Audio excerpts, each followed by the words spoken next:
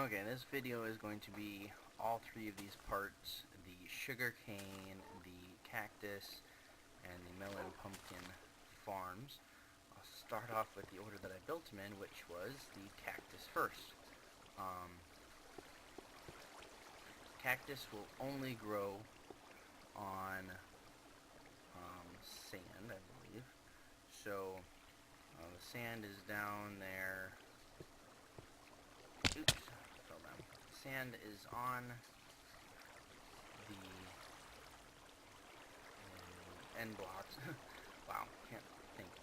It's on the end blocks, and I was going to be designing it a different way, but this is the way I came up with. So, water is in the corners. Let me get up on top. Much easier to show you that way. The water is in the corners, there and over there, and pushes it everything down towards the middle over here. Cactus grows on sand up to a height of 3. So, hi. That's my admin right there. So when the pistons are down, as soon as the cactus grows that block, it can't grow next to a solid block, so it pops off. Sometimes you lose them because if any broken block lands on a cactus, you lose it. So if it drops back on itself, it's gone. But if it pops off into the water, it falls down into this trench into here. So the lever to turn it off just pulls those pistons up. Cactus can grow all the way up to 3. So as soon as you turn it on, usually you get some drops. So it's a really simple concept for the cactus. Redstone repeaters coming up here, going off to the pistons themselves. Next up, I did the sugarcane farm. And the sugarcane farm is based on what they call a bud switch, which is a block update detector or something like that. I'm not sure exactly why it's called that. Okay, good. I got some pumpkins to show it. Oh, I'll just use sugar cane to show it. Okay. I don't know why it keeps going in my house. So, sugarcane grows on this dirt, and break this glass in. And they'll grow up to a height of 3. So they grow up to 3. And the way this bud switch works, which I've also used over for the melons and pumpkins, is when any block next to it is updated, because it's receiving power, but it's not. It's kind of odd. As soon as it goes, bam. I think that's pretty cool. Like, you do lose a little bit here, but, you know, it only updates, or only will do that when this one grows up there. Sometimes you get good drops, sometimes you get not so good drops. Take it around the back and show you what goes on back there. So the switches are here, and as soon as that gets updated, this redstone goes along here, powering these pistons, and the double row of pistons gets pushed out. Let me go over here. There we go. You can see the double row of pistons there, and double row there that was behind the end block. So that redstone powers those, that redstone powers those, and it works. It's really quite easy to build a bud switch. I may make a video explaining how to make a bud switch. Like I said, quite easy to do. Dataless822 showed me how.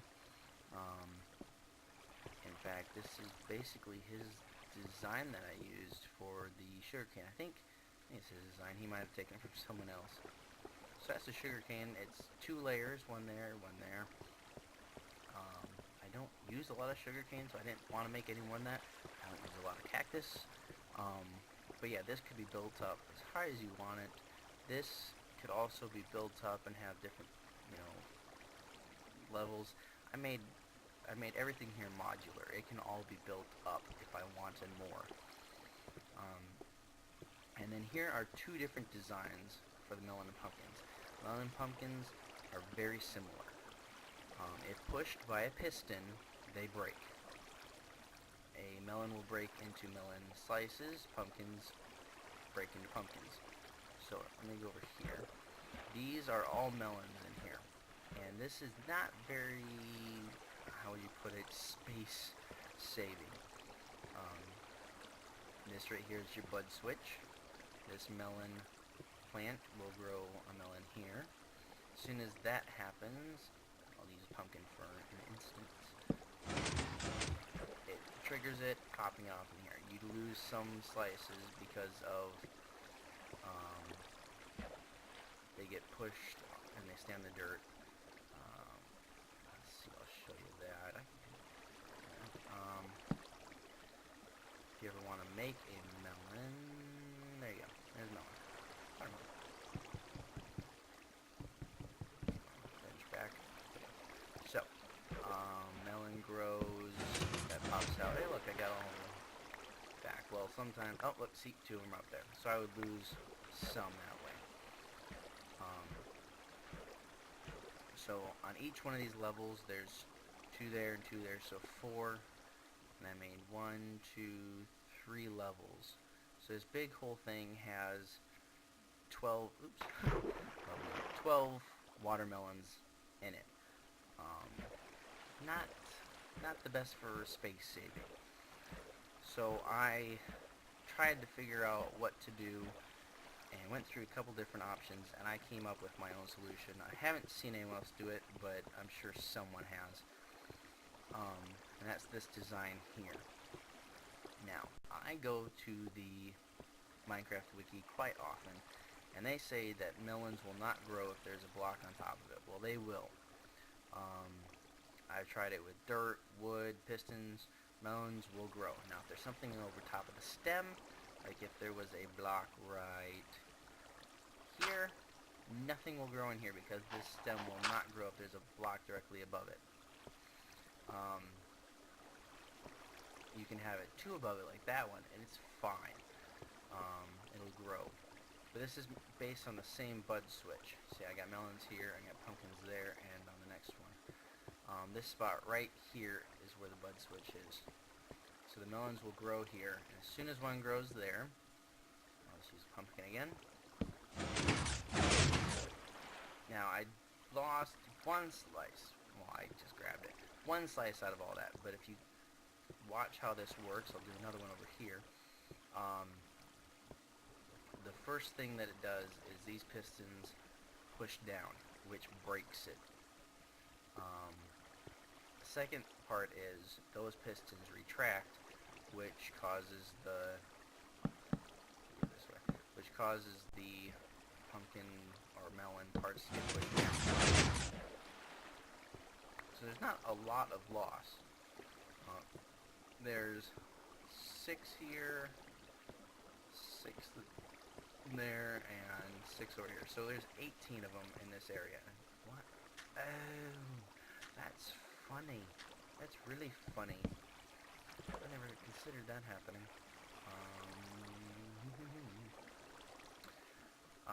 Since there's dirt here, pumpkin grew here. Why did I put this water in here? Oh yes, just so that these are watered. I'm not sure if they need to be or not, but I put water here just so that they would be. So yeah, there's 18 in this area, whereas the other side only had 12. So this is better for space saving. But yeah, it uses more pistons because you need ones to push down and push over, plus the bud switch. But on the other one, for the melon, each spot had to have its own bud switch, whereas this one has one for the entire row. So once the thing pops down, they fall into this water, which pushes them down there, pushing them into here. Now the switches, I have switches for all of them. Like I said, the Cactus switch just retracts and pushes those blocks down. Those are sticky pistons, of course. For the sugarcane and melon, pumpkin, it's a little different. There's this little sticky piston here. And when the switch is turned off, that pulls back and allows any drops to fall down underneath of it. And right down here on that level is a sign, and right here is lava.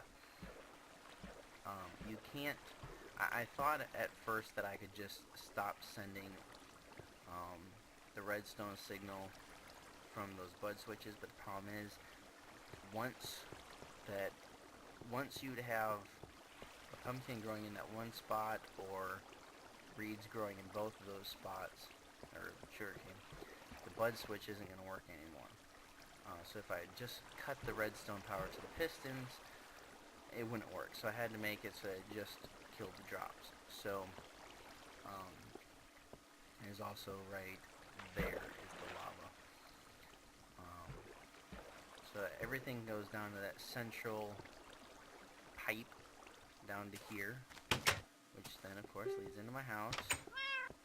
There's all my stuff that I'm pushing out. Each one has their own separate switch, and lovely, that's great. They all run down underneath the pipe up the other side, and let me just send him a message. Oops, can't type.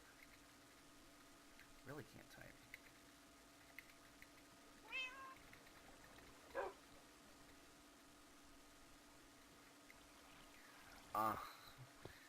Told me before I asked.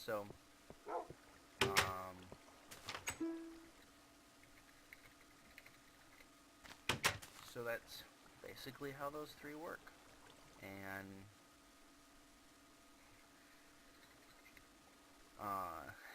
so that's the sugarcane, the cactus, melon, and pumpkin. And like I said, both of those ways work. That's a little more space saving. This is modular, can be built all the way up. That has to be built out. I guess you could build it up if you really wanted to. Yeah, that's how the bud switch works and cactus farm works. So yeah, that's my cactus, sugarcane, melon, pumpkin farm.